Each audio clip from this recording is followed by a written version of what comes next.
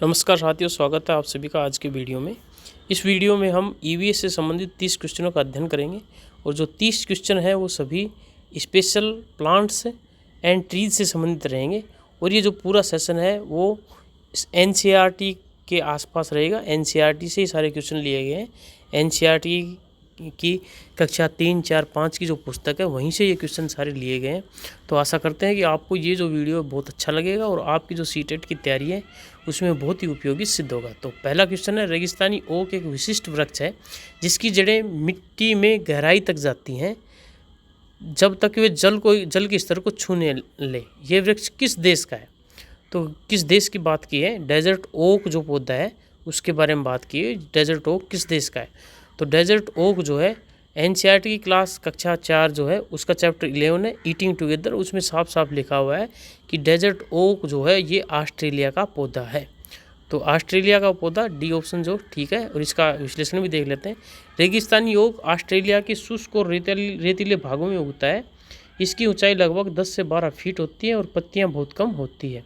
और यहाँ जो तुलनात्मक अध्ययन भी दे रखा है डेजर्ट ओक और रेगुलर ट्री के, तो आप वो उसको भी पढ़ सकते हैं। नेक्स्ट क्वेश्चन है, जिस क्षेत्र में रेगिस्तानी ओक उगता है वहाँ पानी की अत्यधिक कमी के दौरान स्थानीय नागरिक इस वृक्ष का उपयोग किस प्रकार करते हैं?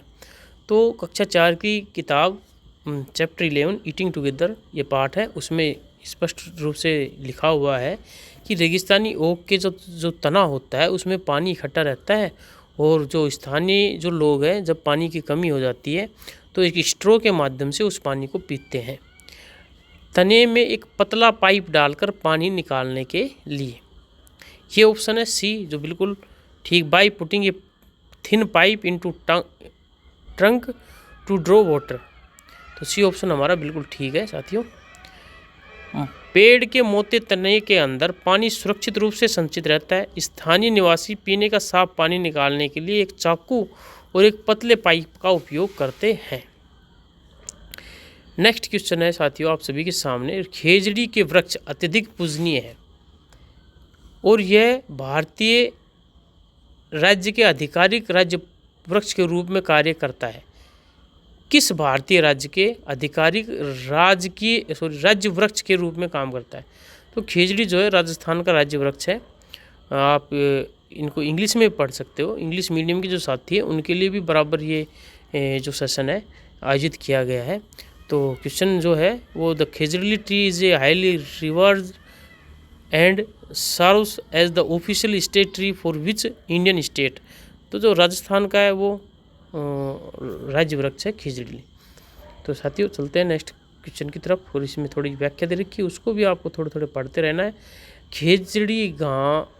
खेजड़ी गांव राजस्थान में जोधपुर के पास स्थित है। तो ये जो गांव है खेजड़ी गांव है ये राजस्थान के जोधपुर के पास स्थित है। यह पेड़ बिना अधिक पानी की आवश्यकता के शुष्क रेगिस्तानी परिस्थितियों में अच्छी तरीके से फलता फूलता है। तो खेजड़ी जो वृक्ष है वो रेगिस्तान का वृक्ष है और वहाँ पर अच्छी तरीके से वहाँ फलता फूलता है। नेक्स्ट क्वेश्चन है, एनसीईआरटी पाठ के अनुसार निम्नलिखित में से कौन खेजड़ी वृक्ष की बहुउद्देशीय उपयोगिता का वर्णन करता है? मतलब खेजड़ी वृक्ष के बारे में कौन सा कथन है जो वर्णन कर रहा है?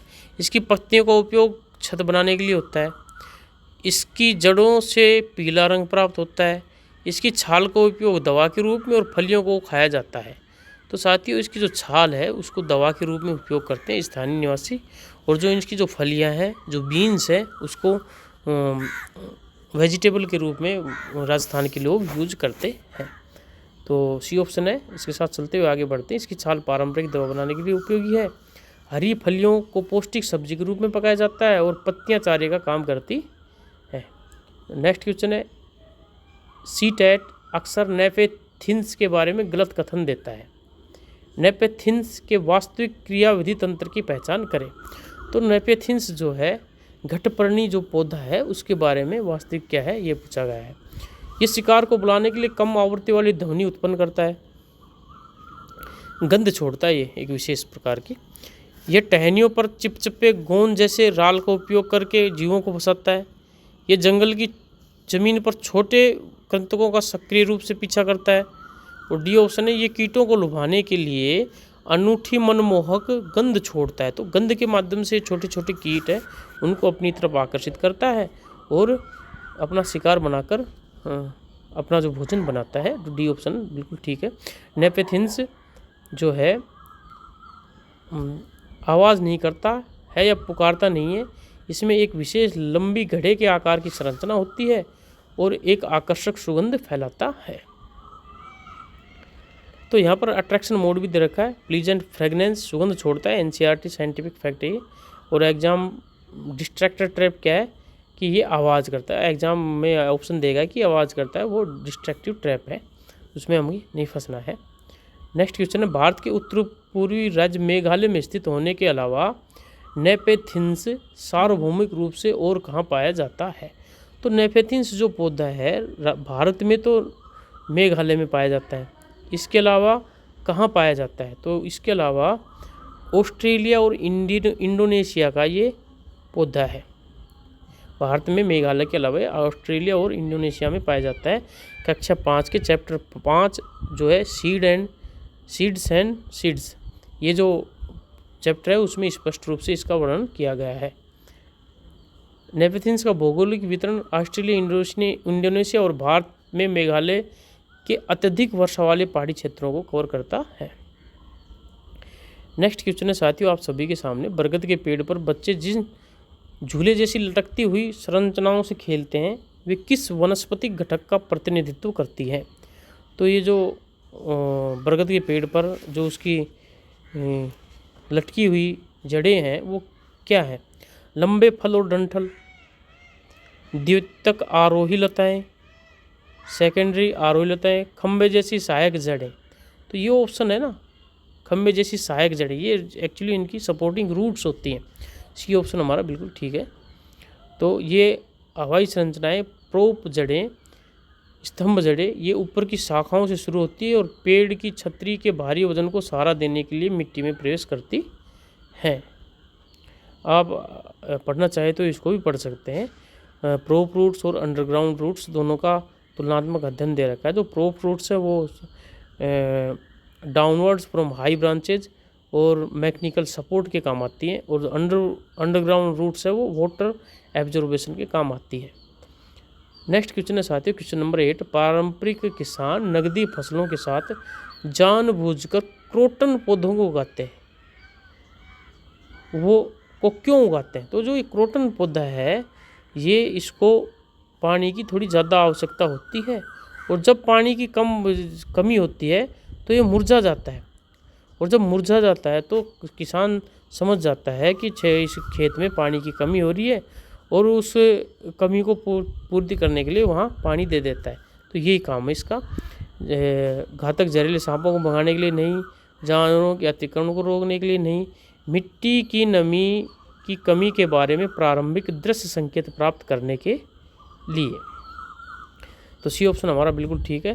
क्रोटन की जड़ें उथली होती हैं, जब पानी की कमी होती है तो उसकी पत्तियां सूख जाती है, बेजान हो जाती हैं और झुक जाती हैं, जिससे सिंचाई का प्राकृतिक संकेत मिलता है। नेक्स्ट क्वेश्चन है साथियों क्वेश्चन नंबर 9, किस विशिष्ट समूह में ऐसी सब्जियां शामिल है जो वास्तव में रूपांतरित भूमिगत तने जड़ें नहीं है। तो यहाँ पर जो ऑप्शन दे रखे हैं उनमें से कौन सा ऐसा ऑप्शन है जो भूमिगत तने ओब्लिक जड़ें नहीं है। तो तने और जड़ें नहीं होनी चाहिए। इसके अलावा कौन सी ऐसी जो आलू, अदरक, प्याज, शकरकंद, चुकंदर और जिमीकंद, गाजर, मूली और शलगम, पालक, लेट्यूस और धनिया।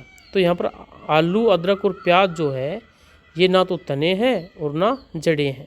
तो ये ऑप्शन के साथ चलते हुए हम आगे बढ़ेंगे साथियों।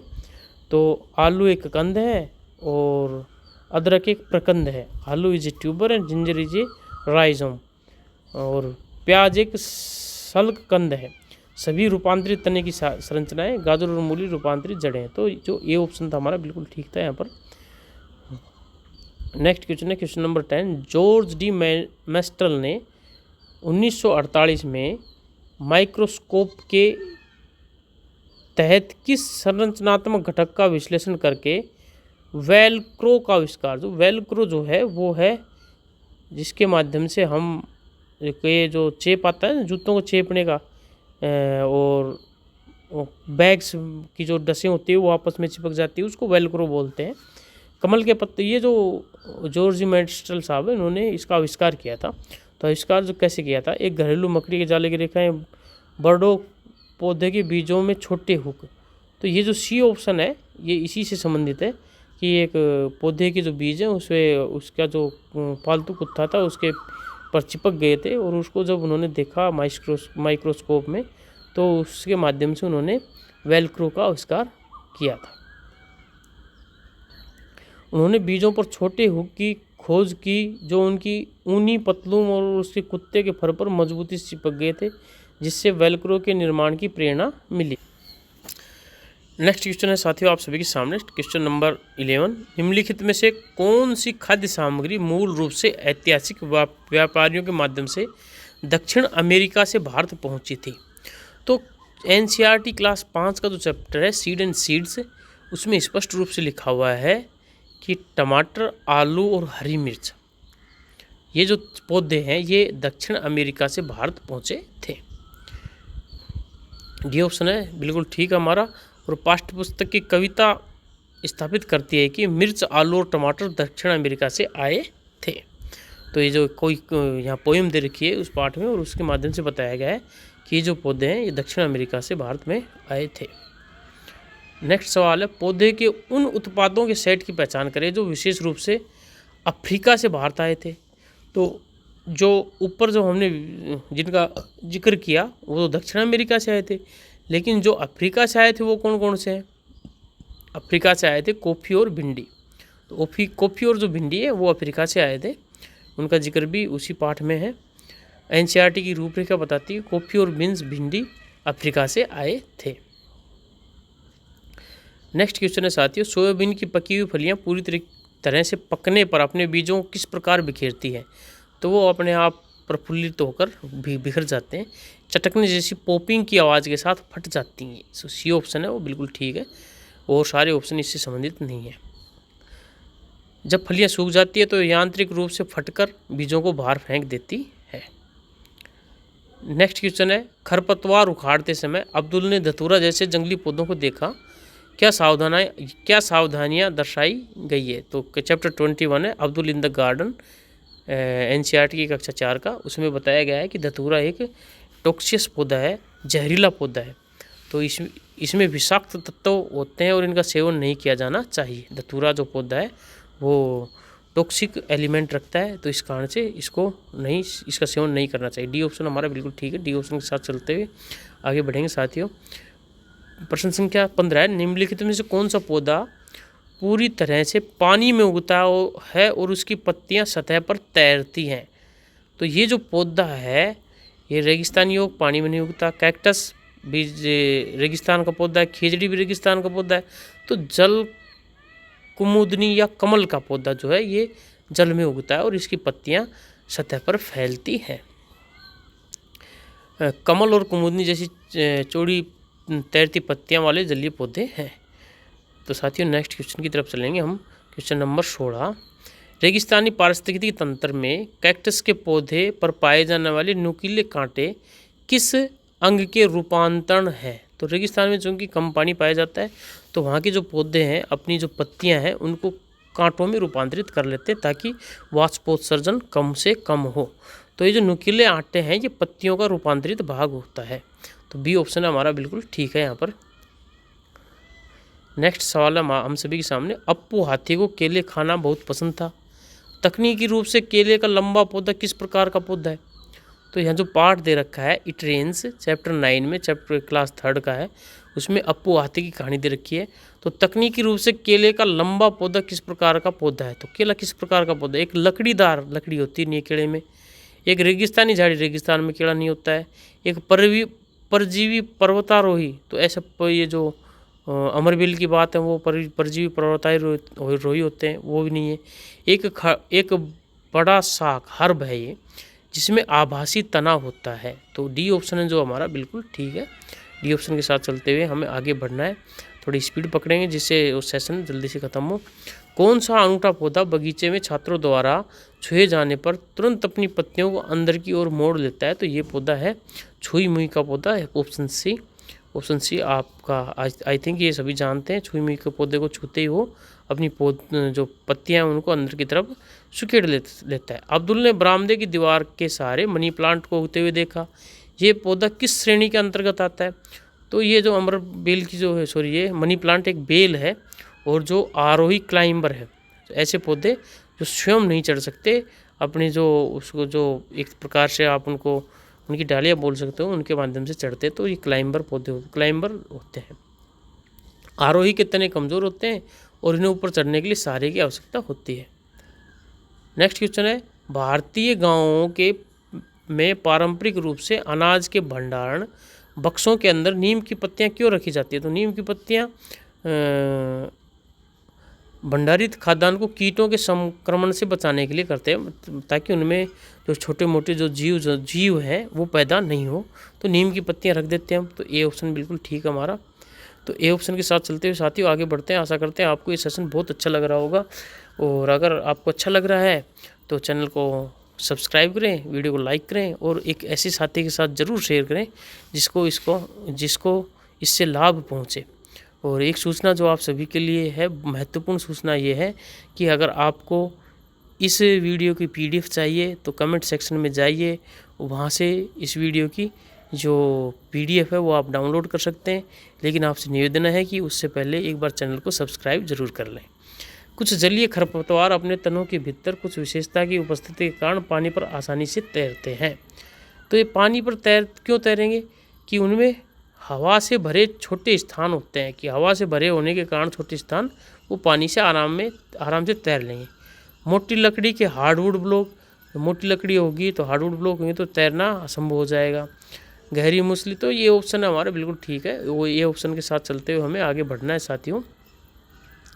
ये ऑप्शन बिल्कुल ठीक था और यहाँ इसका विश्लेषण भी दे रखा है। नेक्स्ट क्वेश्चन है, सामान्य सर्दी और खांसी को ठीक करने के लिए भारत में किस घरेलू पौधे की पत्तियों का उपयोग किया जाता है? तो हम साथी सभी जानते हैं कि जब सर्दियों में खांसी हो जाती है और सर्दी हो जाती है तो हम तुलसी की चाय पीते हैं।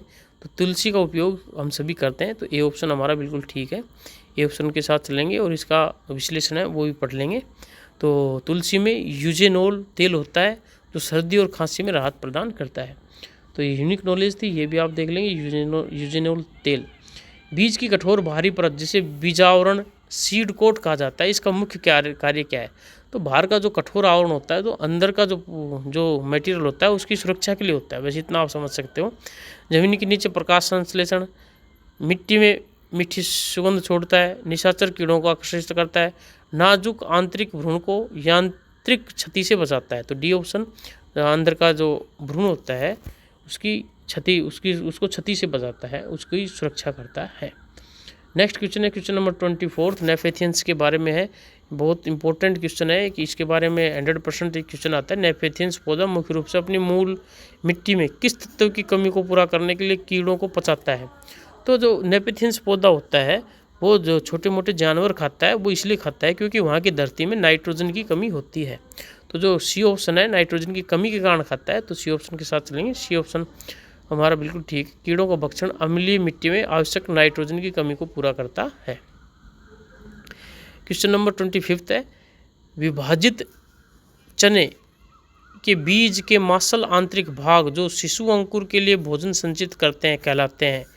बीजाणु आवरण, बीज पत्र, कोटिलेडोन्स, रेशेदार जड़ें और अंतिम कलिकाएं। तो ये कहलाते हैं बीज पत्र। बी ऑप्शन हमारा बिल्कुल ठीक है। और बी ऑप्शन, बीज पत्र नए पौधों को पत्तियों में विकसित होने से पहले भोजन प्रदान करते हैं। तो इनका काम क्या है कि पत्तियां जब विकसित नहीं होंगी उससे पहले पौधों को भोजन प्रदान करते हैं। नेक्स्ट सवाल है सर हम सभी के सामने, पौधों के तनों के भीतर किस जैविक वाहिका नेटवर्क के माध्यम से पानी और खनिज ऊपर चढ़ते हैं? तो पानी और खनिज जो है पौधे के ऊपर वाले भाग में किस नेटवर्क के माध्यम से जाते हैं? तो ये जाइलम वाहिकाएं जो होती हैं इनके माध्यम से पौधों में उसके जो पोषण है वो ऊपर तक जाते हैं।